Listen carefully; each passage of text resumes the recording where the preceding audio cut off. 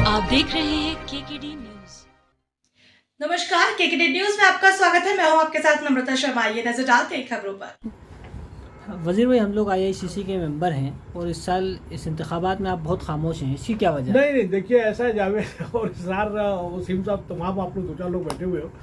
मैं खामोश नहीं हूँ क्योंकि मैं भोपाल में हूँ और मैं दिल्ली में नहीं हूँ।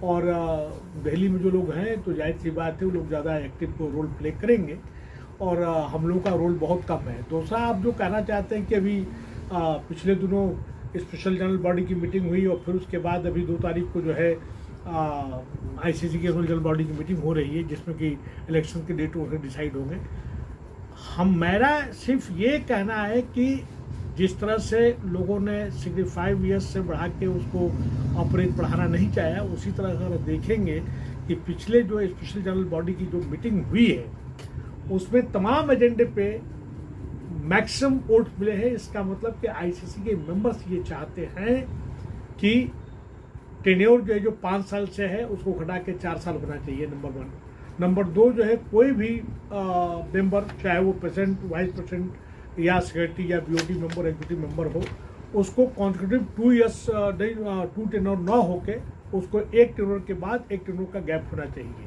ये मेरा कहना है। और साथ साथ बल्कि मैं ये भी कहूँगा कि जो भी मेंबर्स इलेक्शंस लड़ रहे हैं उनको ये अपने मैनिफेस्टो में बताना चाहिए कि ये 75 ईयर्स एज है, अब आइंदा इसको घटा के 65 ईयर्स आना चाहिए।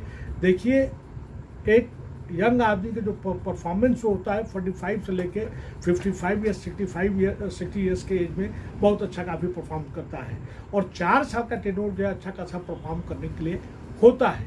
और आप देखेंगे कि जावेद साहब, मैं बताऊँ वसीम साहब, जो आप लोग बात कर रहे हो ना, ये देखा जाए तो मैक्सिमम वोट जो है कि जितने भी एजेंडे हैं उस पर लोगों ने यानी आईसीसी के मेंबर्स ने दिया है। ऐसे हालात में मैं समझता हूँ कि ये तमाम जो एजेंडे हैं नेक्स्ट जब इलेक्शन हो तो उसको पास करना चाहिए। आम मेंबर्स को कहना चाहिए कि ये होना चाहिए। ये इलेक्शन ग्रुप बनाकर होना चाहिए, पैनल इलेक्शन जो है देखिए बिल्कुल ये सरासर गलत है। ये जो है ग्रुप बना के या पैनल बना के जो करते आ रहे हैं, जो पिछले कई हर बार हुआ है, 2004 से लेकर 9, 14, 19 हुआ है, ये सब जो है एक तरह गैंग कहिए या कहिए पैनल बना के करना, इससे फासिज्म को बढ़ावा देता है और ग्रुप बनाने के बाद दूसरा ग्रुप हो जाता है, नेग्लेक्टेड फील करता है। इंडिविजुअल को जो भी अपनी काबिलियत सलाहियत पे उनको होना चाहिए, अपना मैनिफेस्टो जारी करना चाहिए और वो अपना बायोडाटा जारी करना चाहिए कि तुम्हारा क्वालिफिकेशन क्या है, तुम क्या करना चाहते हो और उसके जो है एम्स एंड ऑब्जेक्टिव जो है हमारे अगराज मकासद जो है हमारे आईएसएससी के, उसके साथ साथ और क्या बेहतर कर सकते हो। अभी तक देखा जाए शुरू का जो इलेक्शन हुआ 2004 का, वो इलेक्शन कुल मिला के ठीक ठाक रहा। उसके बाद जो है मेंबरशिप जो बनाई गई है, मेंबरशिप बनाया कि एक क्लास ऑफ द पीपल या set of the people, group of the people बनाया गया। मैंने खुद उसमें कम से कम 50 से लेकर 75 अच्छे लोगों को भेजा जो काम कर रहे हैं, सोशल वर्क कर रहे हैं, उनका फॉर्म ही गायब कर दिया गया। अब जो है एक लेके सिराज साहब, या हम नाम तो लेना नहीं चाहता, मैं किसी को ब्लेम नहीं करना चाहता। अब हम लोगों को कोई ब्लेम किसी को नहीं करना चाहिए, किसी को जो है कैरेक्टर एसोसिएशन नहीं करना चाहिए। जो बात हो गई, जो बीत गया बीत गया। सभी मेंबर्स जो रेस्पेक्टिव मेंबर्स हैं, सभी ऑनर्ड मेंबर्स हैं। और मैं तो ये कहूँगा आपके माध्यम से जावेद और इसरार और वसीम साहब की, इस बार जो है जो इलेक्शन होना चाहिए, जो आउट गोइंग हैं, जो 20 साल से 10 साल से 5-5 साल से लगे हुए, उनको सबको नकार देना चाहिए। उसमें एक्सेप्शन हो सकता है। अभी जैसे लोग कह रहे हैं कि हमारा कैंडिडेट होगा, ये होगा, वो होगा, इस पर यह भी देखना है कि फला साहब बहुत अच्छे करेंगे, बहुत अच्छे बिजनेसमैन, बड़ा उनका परफॉर्मेंस है, बड़ा उनका बोलवा। ये कोई जरूरी नहीं है कि बिजनेसमैन जो है बहुत अच्छा काम करेगा। मैं बता दूं आपको, एडमिनिस्ट्रेटर होना चाहिए, एडमिनिस्ट्रेटर के साथ साथ उसकी पर्सनालिटी, उसके खुद का लाइफ जो बहुत ट्रांसपेरेंट होना चाहिए और वो कितना डिलीवर करता है वो मैटर करता है। अच्छा सक्सेसफुल बिजनेस हो सकता है, ये कुछ नहीं कि बहुत बड़ा जो है यहाँ का पेशेंट बन जाएगा तो अच्छा होगा।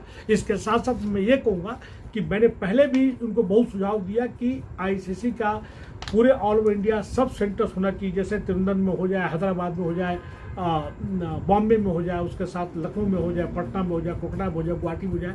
इस पर किसी ने ध्यान दिया और मेंबरशिप फी जो है बहुत काफ़ी बढ़ा दिया गया। ये फीस जो है ये लोकल जो है एनसीआर के लिए दिल्ली बेस्ड उनके हो सकता है, लेकिन अगर कलकत्ता वाला है तो भाई उसका हाफ कर दो, इस पे ये सोचा जा सकता है। और ये जितने भी मेंबर्स उसके इलेक्शन लड़ने वाले हैं उनको इंडिविजुअल लड़ना चाहिए और इंडिविजुअल अपना मैनिफेस्टो प्लान देना चाहिए, और क्योंकि सभी लोग पढ़े लिखे लोग हैं वो उनको जज करने देना चाहिए। और जावेद साहब, आपका ये आखिरी किताब को जो है इलेक्शन जो है मैं क्यों नहीं लड़ रहा हूँ, मैं खामोश क्यों हूँ, काम क्यों नहीं कर रहा हूँ, मैं चूँकि वहाँ पे बेस्ड नहीं हूँ, मैं बाय लाज जो है मैं भोपाल में बेस्ड हूँ, और मैं समझता कि मुझे इलेक्शन नहीं लेना चाहिए। जो मैं खुद ही कह रहा हूँ कि भाई इस एज को जो है 75 से 65 होना चाहिए, मैं ऑलरेडी 65 क्रॉस कर चुका, तो ऐसे डेट में तो मुझे खुद ही इलेक्शन नहीं लड़ना चाहिए। मैं मिसफिट हूँ, मैं ये तो बात की बात चीज़ें हैं कि इलेक्शन कौन लड़ता है, क्या करता है, ये सब चीज़ें हैं। कुल मिला के मैं बताऊं कि जो आउटगोइंग मेंबर्स हैं उनको इलेक्शन नहीं लड़ना चाहिए, नए को चांस देना चाहिए। जो 75 ईयर्स है उसको 65 कर देना चाहिए, उसके साथ साथ टेनोर भी कम होना चाहिए। टेनोर में जो है अगर 2 टेनोर करता है उसमें 1 टेनोर का गैप होना चाहिए। कुल मिला के ये करना चाहता हूँ मैं, और अब वक्त आएगा बताएगा। 2 तारीख को जो है एजीएम की मीटिंग है, उसमें देखते हैं क्या डिसाइड होता है। ये सब बातें जो फ्यूचर के उसमें है। आप सबका बहुत बहुत ठीक शुक्रिया। है सर।